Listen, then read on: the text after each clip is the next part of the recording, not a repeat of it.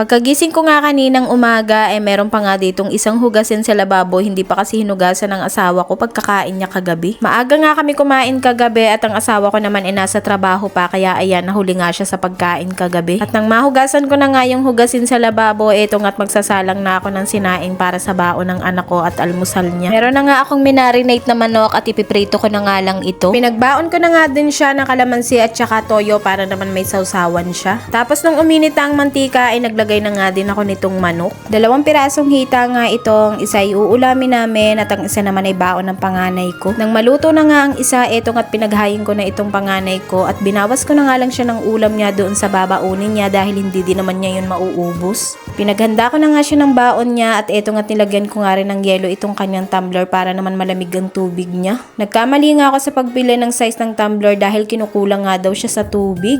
18 ounce lang kasi ang binili ko, dapat pala mas nilakihan ko na. Kaya ayun, nabibitin nga siya sa tubig at minsan daw ay nangihingi lang siya sa kaklase niya. Sabi naman ng asawa ko ay dagdagan ko na lang daw ang baon para kapag kinulang ang tubig ay bibili na nga lang daw. Pagkatapos niya nga kumain, eto nga't naligo na siya at nagbihis na nga din at tinipitan ko nga lang. Pagka ganitong aligaga na nga ako, eto nga't nakikisabay pa itong aking batang maliit at nagpabihis nga din at sasama nga daw siya sa paghahatid sa ate niya. Nung nakaraang araw nga na hinatid namin ng ate niya ay iniwan nga namin siya natulog pa, tapos pag uwi namin ay gising na pala at nagse-cellphone na nga. Tapos pagka uwi nga namin, kumain lang kami ng almusal at eto nga at mag-uumpisa na ako maglinis ng bahay. Inuna ko nga ang paglilinis dito sa kusina at paghuhugas nitong mga hugasin dito sa lababo. Kapag ganito talagang pasukan ay nako, aligaga talaga tayo mga nanay at ang dami na namang mga gawaing bahay. Palagi naman tayong madaming gawaing bahay, kaso nga iba kapag pasukan dahil palagi nga tayong nagmamadali.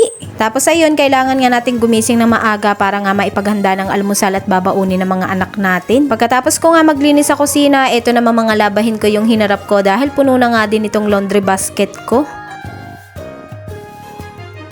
At nang makapagsalang na nga ako sa washing ng mga labahin, dito naman ako sa salas naglinis dahil ang gulo nga dito. Nag-aaway pa nga kami ng aking batang maliit kasi nga ayaw niyang ginugulo ko siya dahil nanonood nga siya ng TV. At habang naglilinis nga ako ay may nagpuntahan nga mga bata dito sa loob ng bahay at kalaro nga yan ng aking batang maliit. Palagi ko nga napapansin na madumi palagi itong may tapakan dito sa may sofa, kaya nilagyan ko na nga din itong sapin at gagawin ko na nga lang yung basahan. Ang sarap nga sa pakiramdam dahil malinis na naman ang bahay.